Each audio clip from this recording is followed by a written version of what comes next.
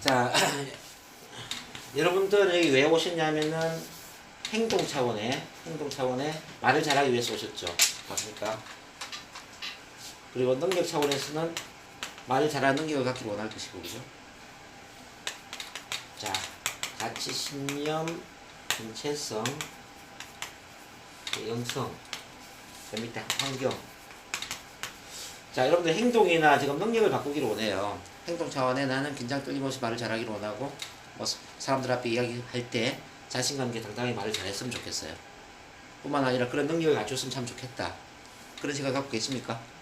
네. 근데 이 행동 능력은 이거는 외부의 외부. 그 다음에 가치, 신념, 정체성, 영성은 내부라고 보셨죠. 근데 외부를 바꾸려면 뭘 바꿔야 될까요? 내부를 바꿔야 돼요. 내부. 아무리 여러분들이 행동 차원에 말을 잘한다 하더라도 내가 말을 잘하는 사람이라는 정체성 차원의 믿음이 나오지 않는다면은 말을 잘 못할 수가 있어요. 즉 행동 차원 말을 잘하는 사람이라도 정체성 차원의 믿음이 바뀌지 않는다면은 될 수도 있고 안 될 수도 있다는 것입니다. 근데 반대로 정체성 차원에 나는 말을 잘하는 사람이라는 믿음이 나오잖아요. 그러면은 자 외적으로는 무조건 말을 잘하는 사람을 바뀌죠. 반드시. 그래서 진정한 변화는 뭐냐면요. 행동 차원의 말을 잘하는 게 중요한 게 아니고 정체성 차원의 나는 말을 잘하는 사람이라는 믿음을 만들어내는 게 중요하다는 거죠. 자, 아무리 자신감 있게 말을 잘하는 사람도 마음속에는 나는 말을 잘 못하는 것 같아. 나는 긴장이 되고 떨리는 것 같아. 불안한 것 같아. 이런 부정적인 믿음을 갖고 있잖아요. 그래서 그 사람은 어느 순간에 다시 말을 못하는 사람으로 되돌아가죠. 근데 지금 행동 차원에 나는 말을 못하고 있을 수도 있고 긴장되고 떨릴 수도 있죠. 그럼에도 불구하고 마음속에서는 나는 말을 잘하는 사람이다 라는 믿음을 갖고 있잖아요. 그러면 그 사람은 어느 순간에 말을 잘하는 사람이 된다는 거죠. 자, 초등학교 다닐 때 여러분들 이런 경험 하셨는지 모르겠습니다. 초등학교 때는 반장을 어떤 애를 반장을 시키냐면은 말을 잘하는 애를 반장을 시키는 게 아니잖아요. 공부 잘하는. 예, 공부 잘하는 애를 시키잖아요.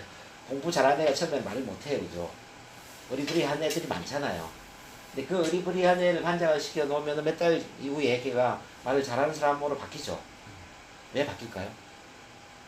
여러분들 이런 생각하시죠? 많이 경험을 했으니까 말을 잘한다 이렇게 생각할 수 있어요. 근데 물론 그런 영향도 있겠지만 더 중요한 것은 나는 반장이다라는 믿음이 생깁니다.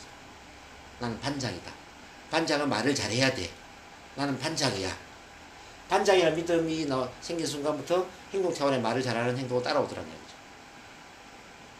자, 반대로 나는 소심한 사람이다라는 믿음을 갖고 있잖아요.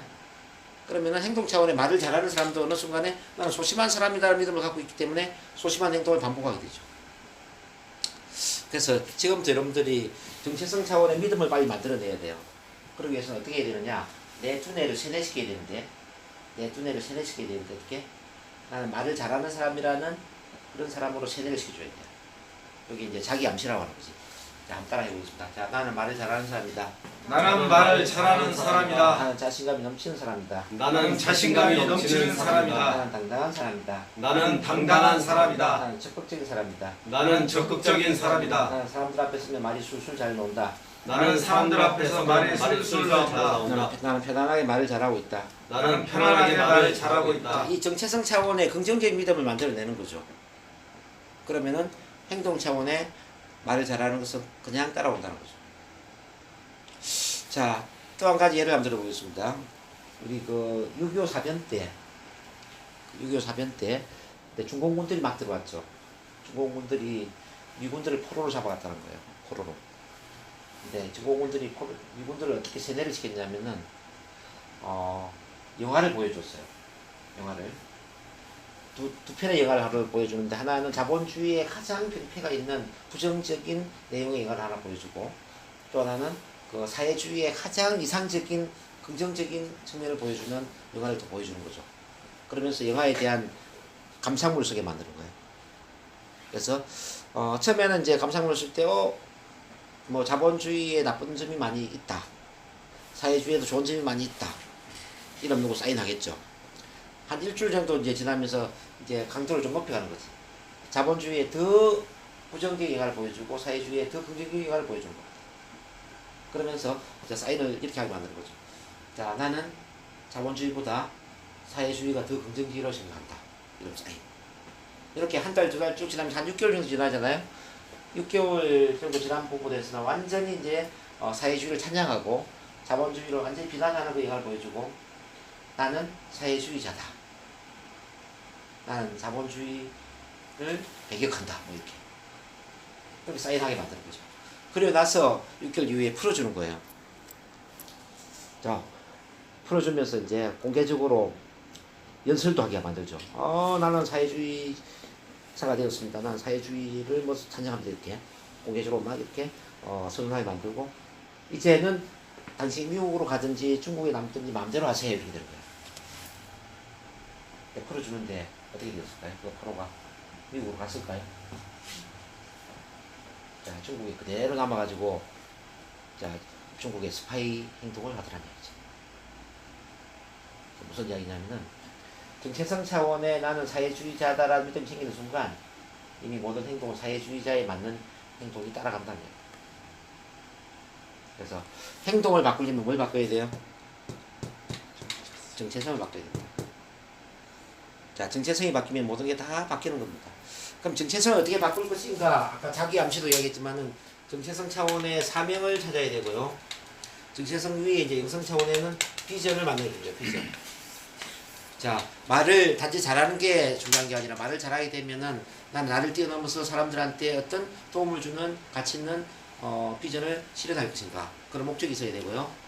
자, 나는 말을 잘하게 되었을 때 어떤 사람한테 도움을 주는 그 사명을 실현할 것인가. 비전과 사명이 뚜렷해지면 그냥 행동을 따라오죠. 그래서 제가 저번에도 이런 말씀 드렸죠. 자, 마이너스로 많이 내려가는 사람은 반대에 플러스에 대한 그런 비전이 반드시 필요하다. 근데 나는 발표 불안이 심한데 발표 불안을 없애고 싶다 이런 꿈을 갖잖아요. 그러면은 불안을 없애는 것도 쉽지가 않다는 이야기죠. 나는 발표 불안을 없애는 게 아니라 나는 나 같은 발표 불안을 갖고 있는 사람들을 불안을 없앨 수 있도록 도와주는 발표 불안 전문 코치가 되겠다. 이런 목표를 갖잖아요. 그러면 내가 발표 불안이 없어지는 건 아주 쉬워진다. 그래서 마이너스가 강한 만큼 플러스에 대한 비전이 중요하다고. 스피치를 못해서 온 사람들은 스피치 강사가 되겠다는 꿈을 가져야 되고요. 우울증이나 불안증이나 심리적인 문제가 있는 사람은 나처럼 심리적인 문제가 있는 사람을 도와주는 심리 상담사가 되겠다는 꿈을 가져야 된다는 거죠. 내 몸에 건강을 잃었다. 몸이 안 좋잖아요. 그럼 내 몸을 건강하게 만들겠다는 꿈이 아니라 나처럼 건강이 안 좋은 사람을 도와주는 건강 상담사가 되겠다는 꿈을 가져야 된다는 겁니다. 그래서 닫힌 문이 있으면 열린 문이 있어야 된다는 거죠. 헬렌 켈러도 똑같은 이야기했죠. 대부분 사람들이 불행해지는 이유는 뭐냐? 한쪽이 닫힌 문을 바라보는 동안에 반대의 열린 문을 바라보지 못함으로써 불행해진다는 거예요. 자, 똑같은 이야기입니다. 대부분 사람들이 왜 발표 불안이나 긴장 떨림이나 자기 문제를 해결하지 못하느냐? 그 발표 불안이나 긴장 떨림에 집착하는 동안에 그 반대의 비전을 갖지 못함으로써 그 문제의 노예가 된단 말이죠. 그래서 발표 불안을 뛰어넘어서 그 반대의 위대함을 바라봐야 되고 우울증이나 불안을 뛰어넘어서 그 반대의 위대함을 바라봐야 된다.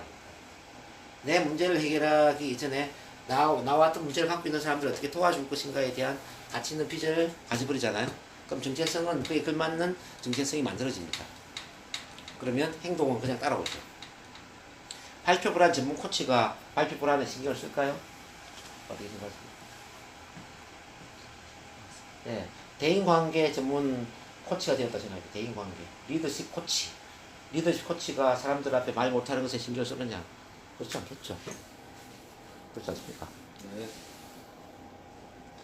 제가 지하철 스피치를 2001년부터 한 2009년까지는 거의 매일 했어요. 매일 선생님들한테 이제 그렇게 했는데 지하철 스피치를 하다 보니까 벌금을 많이 냈어요. 지하철 단속 경찰한테 걸려가지고 한 25만 원 정도 벌금을 내가 냈죠. 한번 걸릴 때마다 5만 원씩. 그때 이제 고민을 하게 됐어요. 이 벌금을 내면서까지 내가 지하철 스피치를 해야 되나? 쪽팔리기도 하고, 그리고 벌금을 내야 된다라는 그 법을 어긴다라는 그 양심의 가책이 있지 않습니까?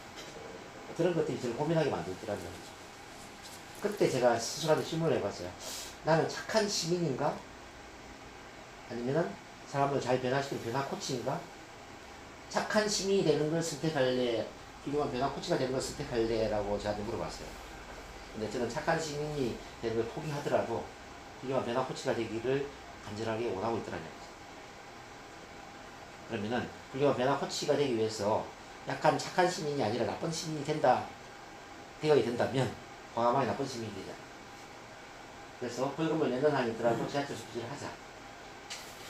그래서 그다음부터는 이제 단속 경찰한테 걸리는 게 전혀 부담이 안 됐어요. 그리고 경찰까지 오잖아요. 안 하겠습니다. 이렇게 정중하게 인사하는 거예요. 그 다음 칸에 가서 또 스피치 해버리고 또 다른 차를 갈아타고 또 스피치하고 이렇게 하더라고요. 이게 정체성이 바뀌어버리면 행동은 별로 부담이 없는 거죠. 자, 그런 걸 이제 이해를 하시고, 그래서 이제 이 정체성 차원의 마음가짐을 바꾸세요. 마음가짐 바꾸면은 행동 차원의 긴장감이나 불안이나 이런 것들은 쉽게 해결될 수 있다는 거죠. 제 말 이해되십니까?